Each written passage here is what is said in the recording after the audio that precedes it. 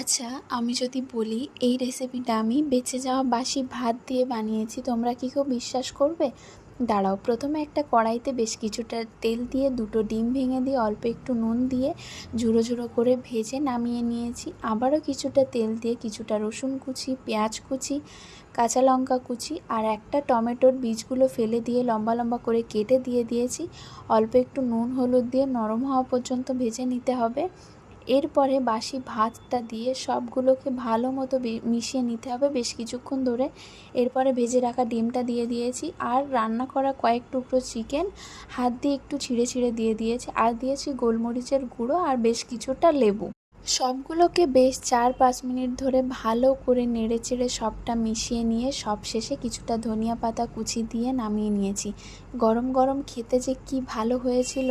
এটা দেখে বা খেয়ে একদমই কিন্তু মনে হয়নি যেটা বাসি ভাত দিয়ে বানানো হয়েছে। আমি তো ভাবছি যখনই এবার বাসি ভাত থাকবে আমি এই রেসিপিটা ট্রাই করব। এটার মধ্যে চাইলে তোমরা গাজর, ক্যাপসিকাম এগুলো অ্যাড করতে পারো, আমার কাছে ছিল না ওই জন্য আমি দিইনি। আমার তো খুব ভালো লেগেছে, তোমাদের কেমন লেগেছে জানিও। বাই।